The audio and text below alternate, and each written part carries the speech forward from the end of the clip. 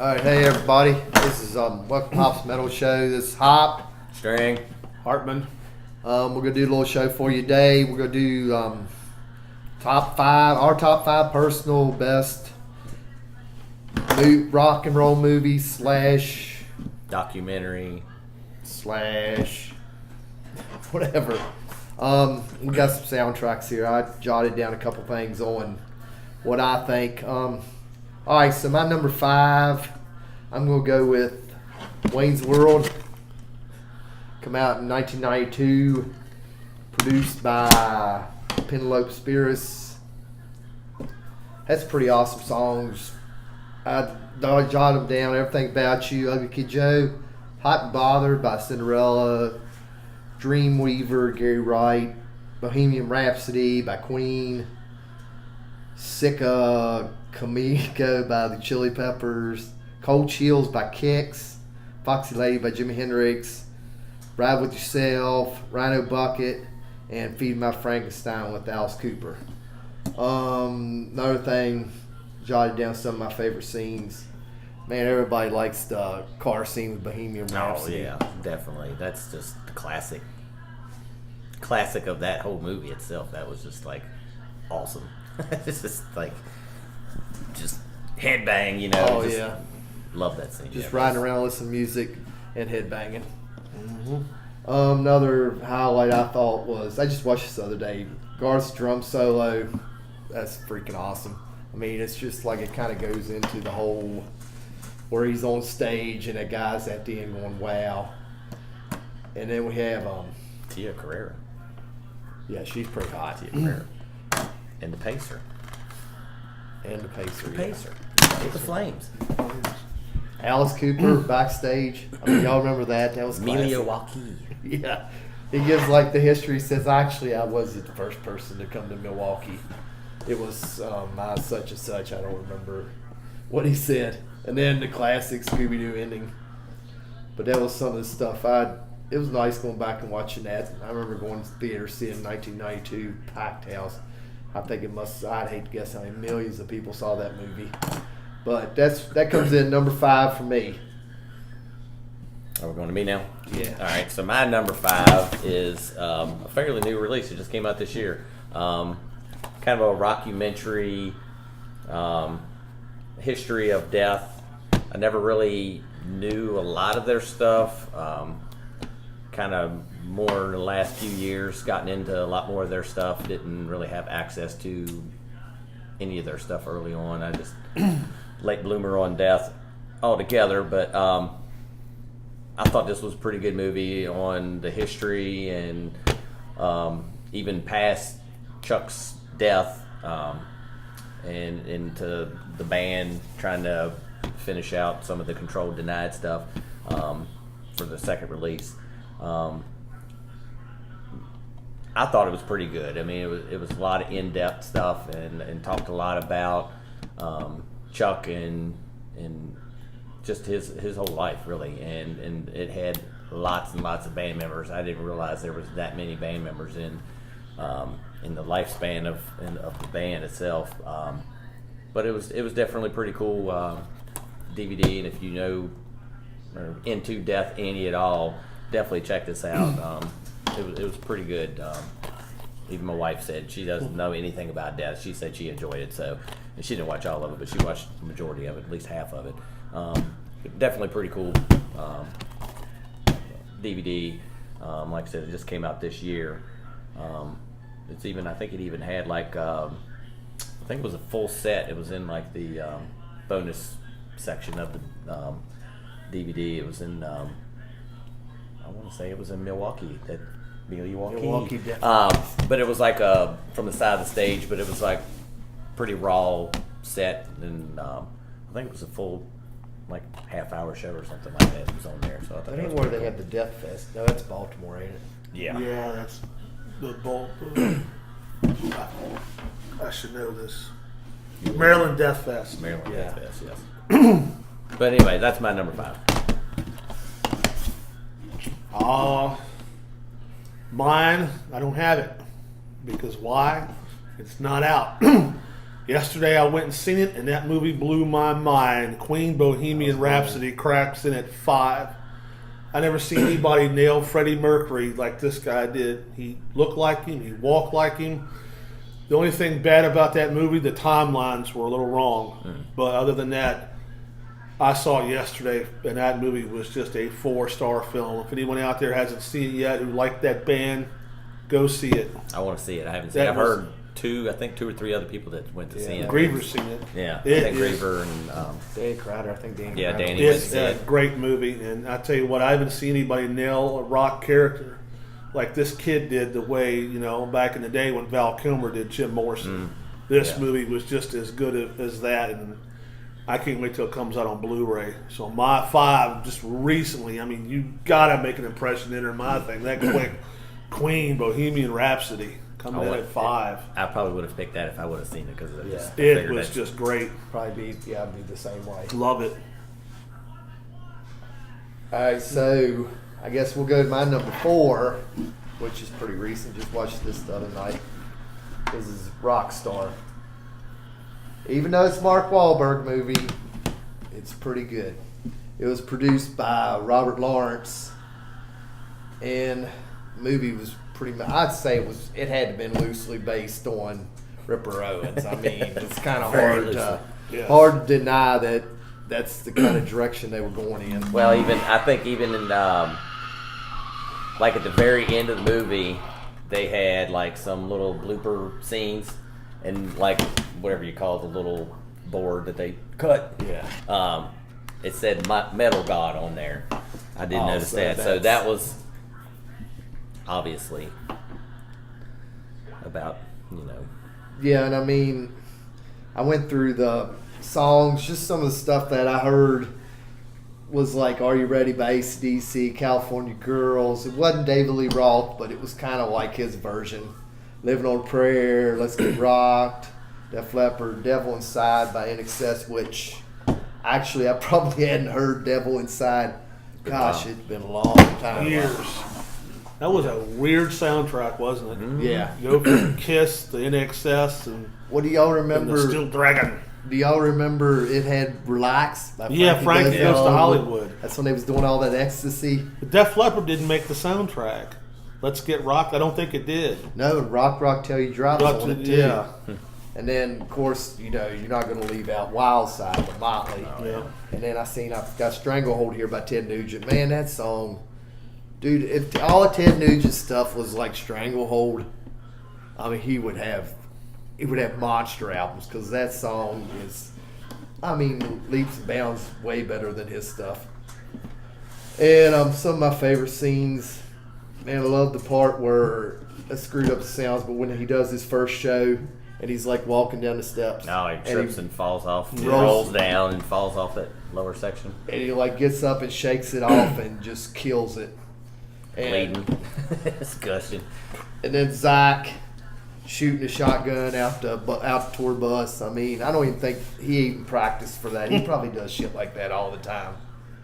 And then at the end, and I was telling String, I don't know if Randy knew this, but you remember the person at the very end, he pulls up on stage Yeah. and he walks off. That boy. Yeah. You know who that was? No. That's Miles Kennedy. Really. Yes, and I didn't know that. And there's another little cameo. I'm gonna let String have to talk about that one because I thought that was pretty cool too. Yeah, so I had to do a little refresher. I watched this last night too. It's been so long since I watched it. I wanted to give a little backup on my memories of it. But so when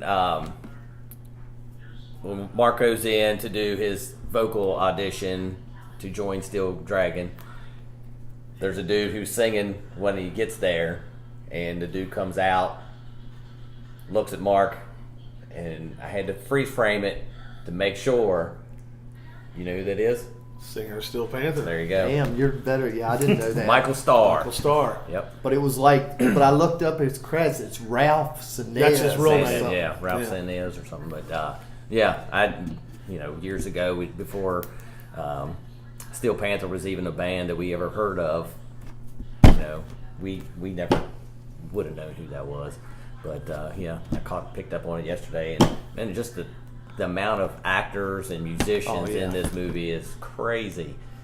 I mean, the one guitarist that he's in the band with Blood Pollution is the Timothy, whatever his name is, from Justified, and one Blas from Slaughter. Yeah, Blas. Yeah, Blood he was. Pollution. Yeah. Which does either one of y'all know? Nick's in it. Nick plays. he's the guitar. He's the other guitar player in Blood Pollution. All right. Yeah, so Nick Cantonese from early on in Black Label Society. Jeff Pilson on bass. And, Jason Bonham. Jason Bonham.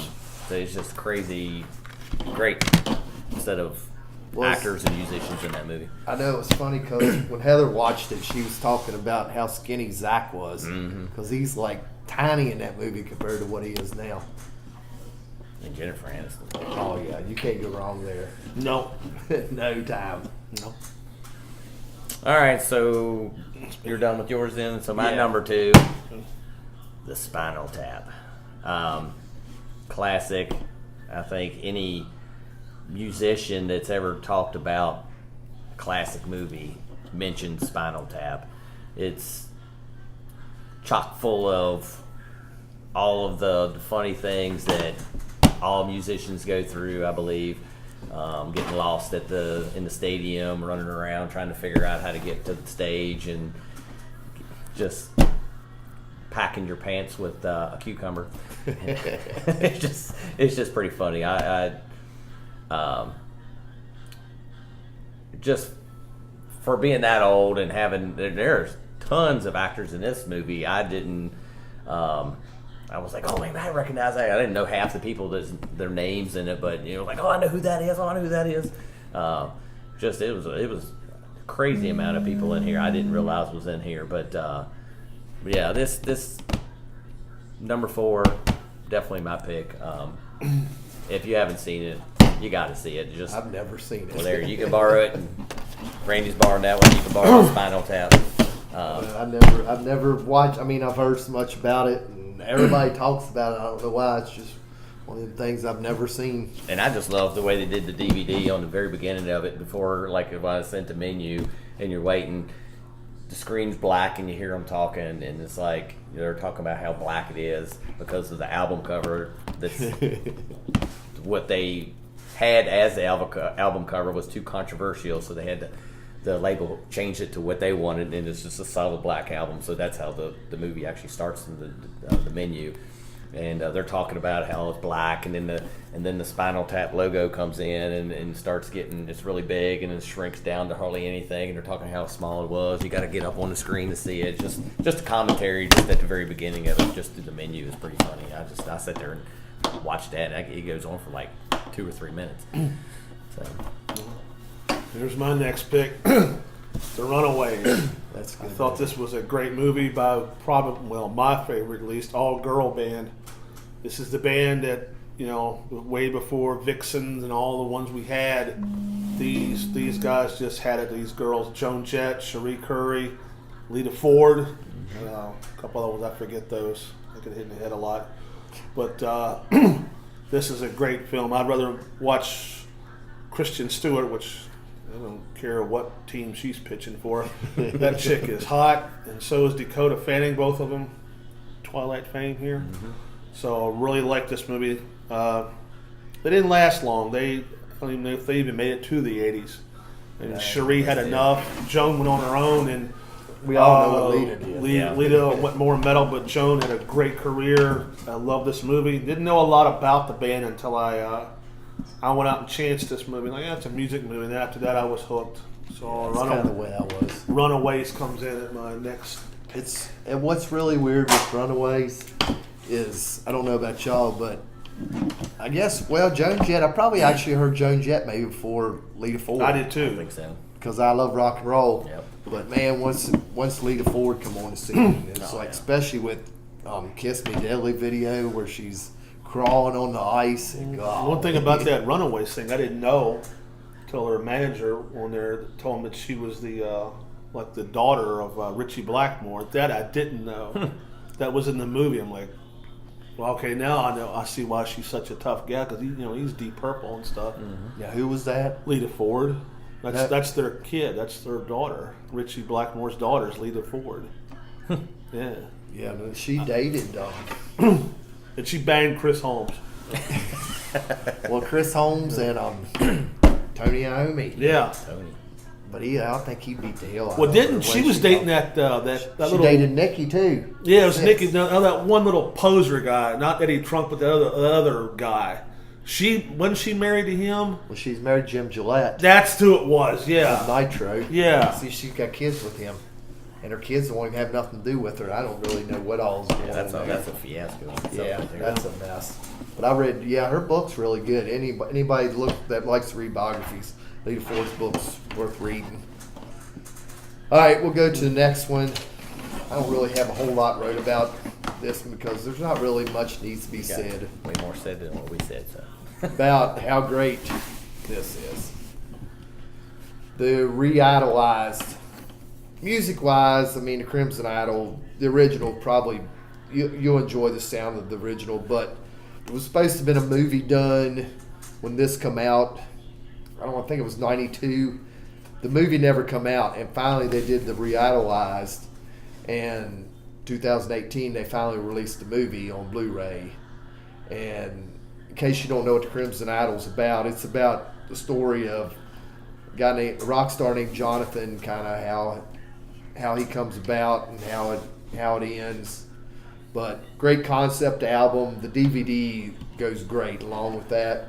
I know we sat down here and watched it. I don't know what y'all thought of it. Loved it. It was different. Different. Was, loved it. It was good. I think they repeated a lot. There was a few things they repeated a lot through there that they could have done and made different. But all in all, it was good. Yeah, and it follows the whole track list. If you got the Crimson Idol, the movie pretty much goes along with it. I don't know. I don't know how y'all feel about concept albums, but I think it takes a mastermind to write them to start with. Yeah. And I think it's one of the best concept albums out there, in my opinion. And it just shows. When we done the Wasp special, it just shows Blackie's. He's great. He's a mastermind. Yeah, there's no. But yeah, if you're wondering about re-idolize, let's say pick it up, and definitely, or if you want to borrow it, just hit me up and I'll let you borrow it. But yeah, this is my number 3. My number 3 is going to be The Lamb of God as the Palaces Burn. Kind of the story behind Randy Bly and his whole experience getting locked up in the Czech Republic. I'm sure anybody that kept up with Lamb of God had heard about it. And this is kind of telling the story from the band side of it and a lot of the stuff you didn't know about. And you just kind of see the band and some of the struggles that they had to deal with, and back and forth, flying back and forth with lawyers and trying to square up stuff over there. And it's definitely a different perspective that most people won't see, that bands, the darker and deeper side of things, and not just the rock and roll lifestyle stuff. This was a big deal for Randy, and was able to get out of it, and they found him not guilty. So definitely a good watch. Even if you don't care for Lamb of God, it's definitely an interesting story. It's more of not as much to do with the band itself as far as music wise. It's more about the story of what happened and how they got through it and getting back to the United States and getting back to a normal life again. That's a good one. That must be kind of like, that's the way the book was. Mm-hmm. The book that I read, it was just, was a good read too also. But it was kind of like just pretty much based on how he got in the situation he got into, and how the band stayed with him, which I thought was cool. They never did give up on him, and they never did try to pursue anything. Just say the hell with him. Yeah. They all wrote it out, and it was a shitty situation, but that's pretty much kind of how that is. It starts at the beginning and telling what happened and why they took him and arrested him for that, for what happened, and then kind of from there on to the end where he came back home. Yeah, it's nothing like the jails over here. Yeah. It's completely different. The way the book was talking about it anyway. Well, talked about it earlier. It's my next one, Rockstar. I think the two buddies here said it better than anybody, but I'll say this: if growing up in this time period, if Still Dragon was a real band, they definitely would have been my favorite band. I mean, that band had balls of iron, and the stuff that's on that soundtrack that they did, that's just great. I saw this in the theater. It wasn't really many people there, but to have that feeling and that surround sound when he went on stage, and then when he fell and hit blood all over his face, and then he kicked into blood pollution, this movie to me really shows a lot about what was going on back then, because music kicked ass back then before Cobain came in and fucked it up. But this was really, really good. Loved it. I know Mark Wahlberg plays in it, but he did a good job. Aniston, sexy as ever, but this is really one of my favorite movies ever. I mean, I love this movie, so this is my one, Rockstar. I don't know I guess most people know, but that's I guess the Steel Panthers, not Steel Panther, but Steel Dragon stuff. Steel Dragon stuff was actually, I can't think of the dude's name, but he sang for Steelheart. Yeah, he was Steelheart's singer that did the vocals for that. And you can tell after you know that, you can tell it's that guy. Yeah. But I never knew that for the longest time. I think somebody told me, I think Jason Atkins was telling me that it was the dude that sang for Steelheart. And anybody, props up, that comes in with a video and parties down driving this 1966 Batmobile, you definitely have my respect, because I love Batman and I love the old 66 scene. He came in there and oh God. That's like my favorite scene in that thing. You got a Ferrari, man! He even got the pink slip. He even won the pink slip, yeah. They run for the pinks and he won it. I loved it. It was great. And it just shows you that those guys back then partied their asses off. It was a heck of a scene, boy, and that movie there pretty much described it all. I love it. All right, we're just gonna do a little break here, and actually, I'm not prepared, guys, but for the list. So I'm gonna go look for the list real quick. I think it's just right over here. If not, we're gonna pull out Facebook. We'll pull out the Jeopardy music and. Yeah. Well, while he's doing that, I'll pick my number 2, and then at least we'll have that out of the way. So my number 2 is Wayne's World. Wayne's World. I'm kind of like Hopper. I mean, the amount of there's tons of actors in this movie too, and just scene after scene after scene, just hilarious stuff, and just seeing Wayne and Garth and the Bohemian Rhapsody in the car and puke in here. If you got to puke in here. I love that. I love that part. It just great movie. Swing. And they're dressed like Laverne and Shirley too. You got to give it up for that. Laverne and Shirley there. You got to give it up for that. That's great. Yeah, there's all kinds of stuff. I mean, I'm like y'all. When you sit down and think about it, when you watch it, it's like all the stuff you remember, like the swing, the little strut for the Foxy. Yeah. I might have to go back and watch that one again too. All right, so we got the list. I posted it on my site. Facebook. Yeah, Facebook site. I can't remember what it's called right now. Help me out, Stream. Have you been drinking? No, I haven't been drinking. I've been drinking. I know it's hops. Metal.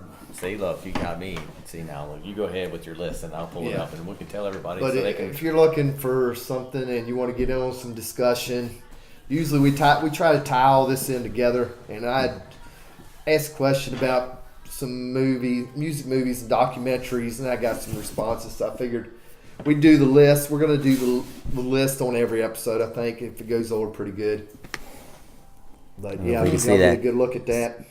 I can't get it to come up there. It's Hops, Hard Rock, and Heavy Metal page. Yeah, that's what it is. I should remember that. So go on Facebook, Hops, Hard Rock, and Metal page. Yep. Heavy Metal page. Heavy Metal page. Like it, subscribe, all the good stuff. Yeah, all that stuff. And input. We always like the input. All right, so first one we got D.D. Price, Decline of Western Civilization in Metal Years. Excellent.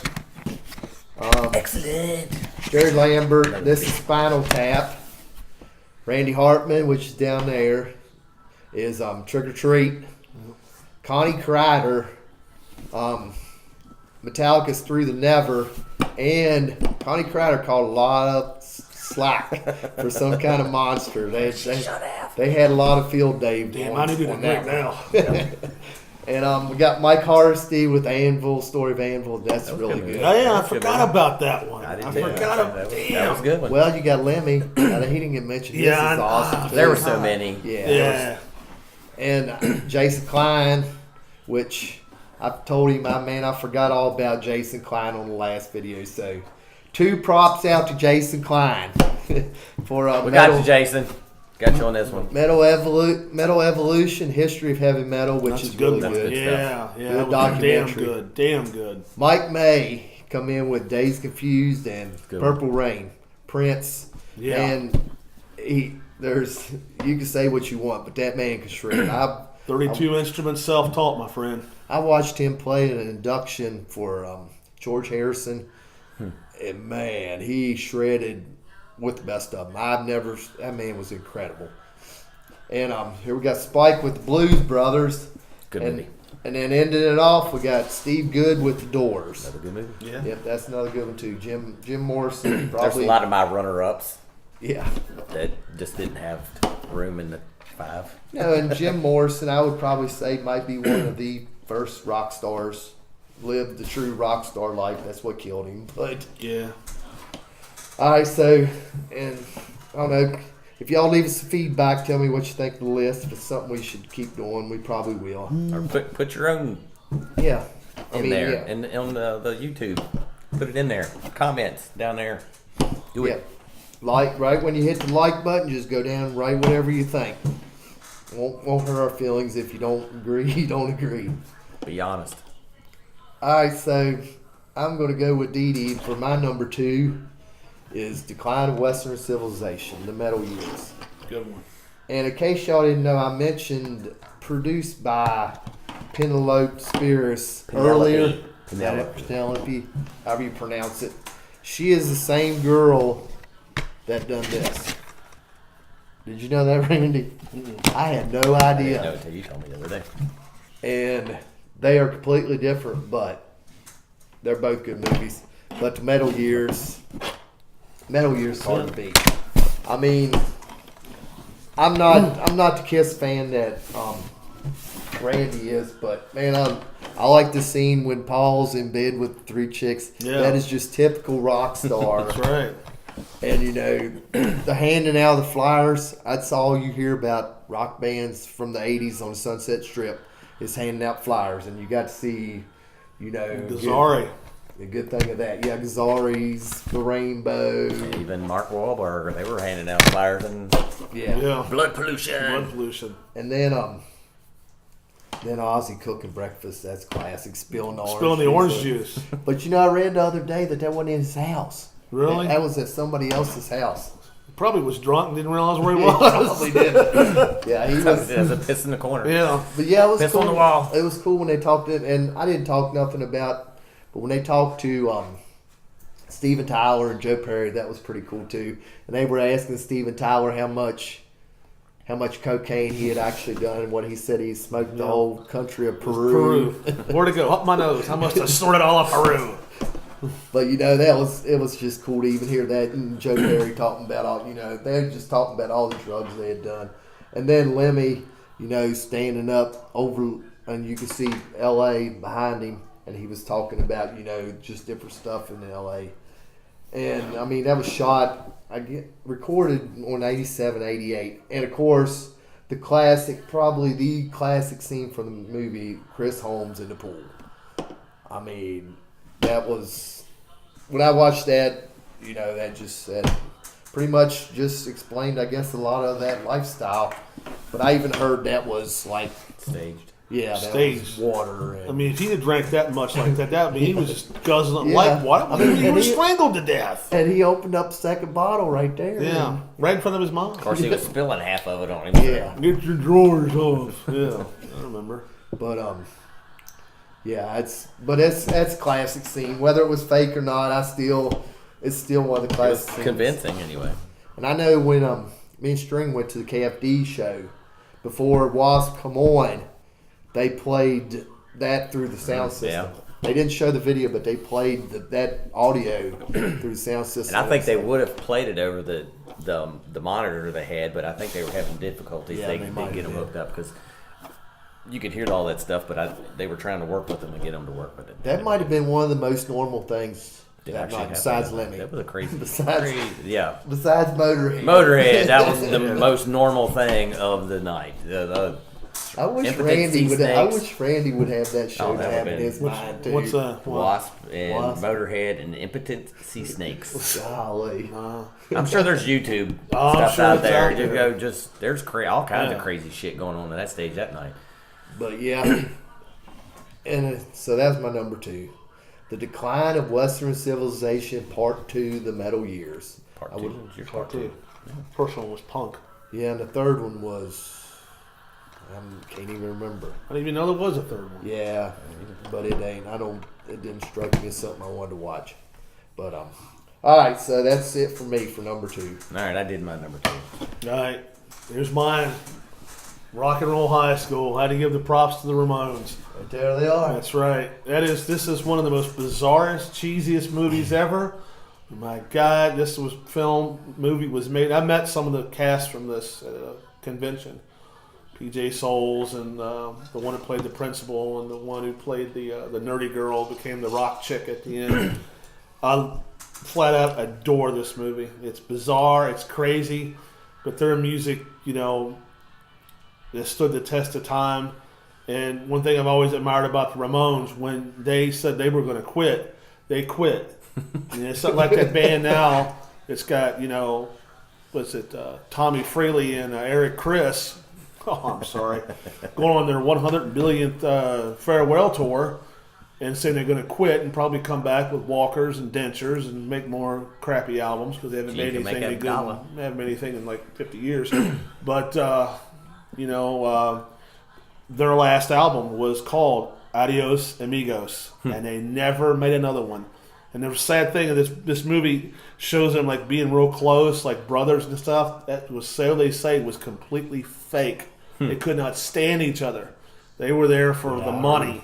Yeah, that's what I've heard that. I don't know if it's true, but that's just what I heard, that they were there for the money.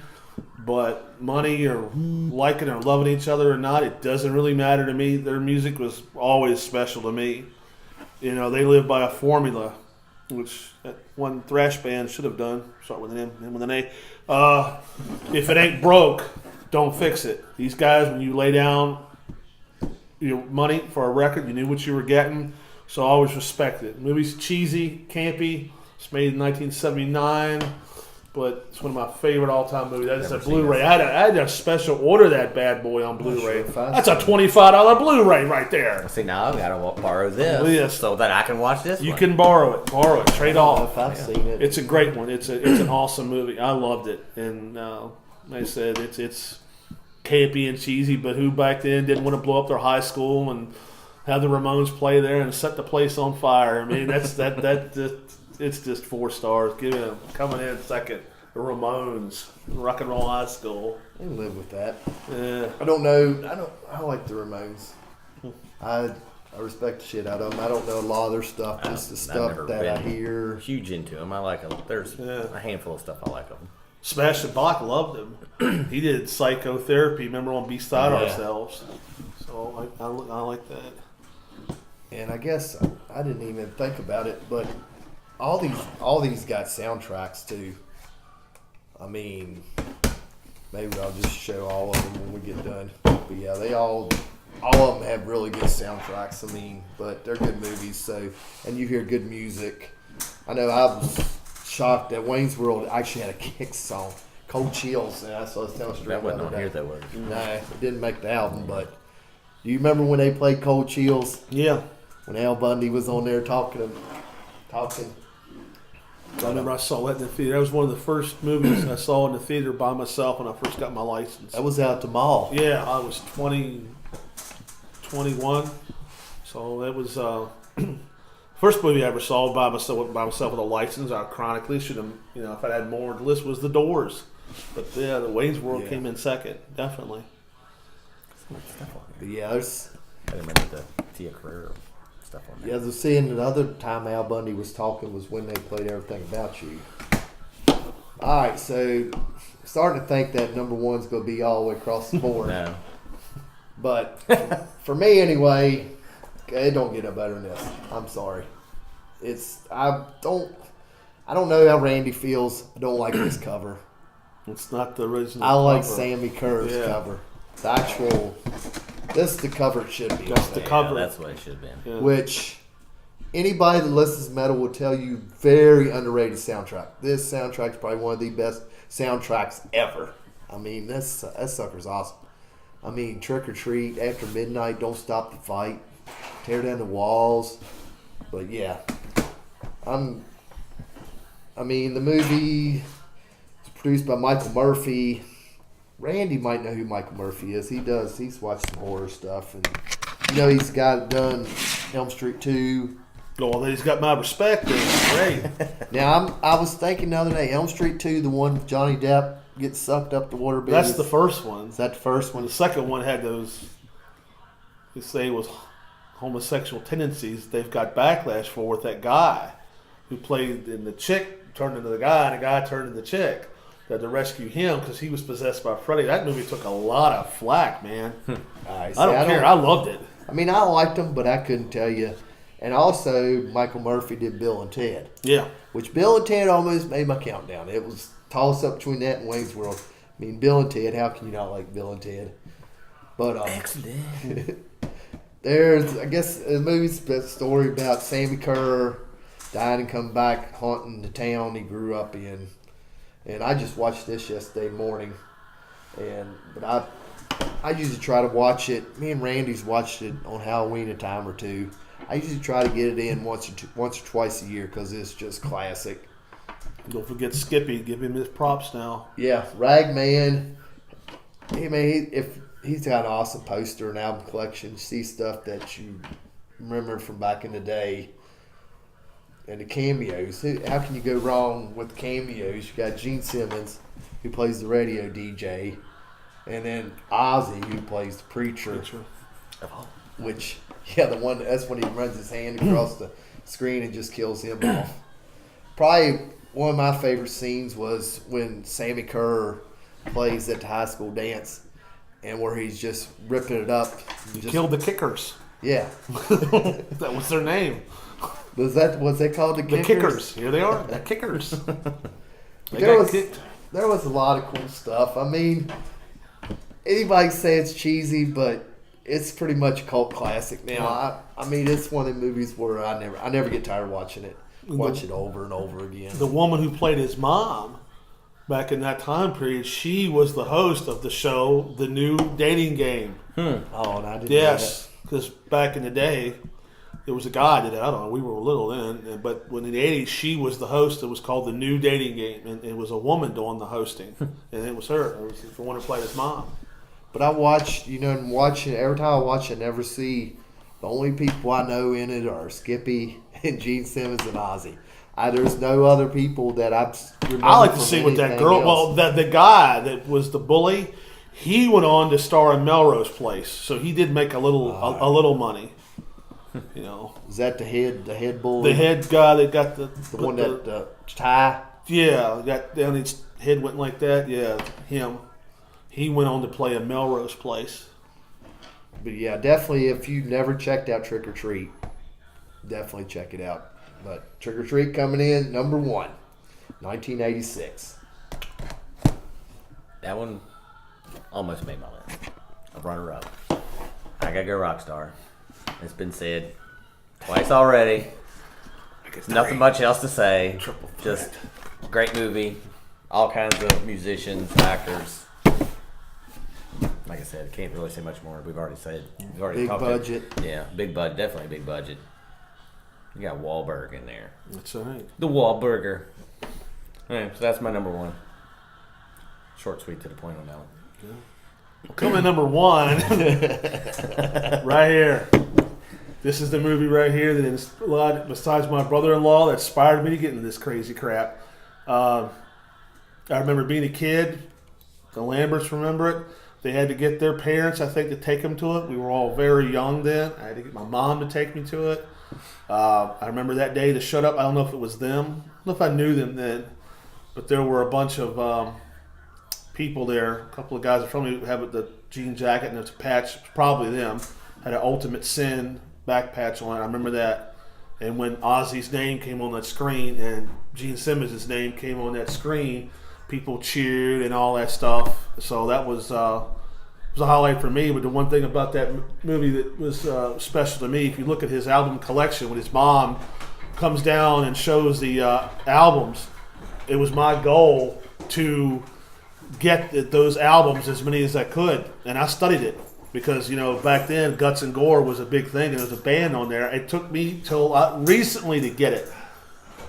Impaler, Rise of the Mutants. Remember the one where she just like cringes with that thing's puking up that blood?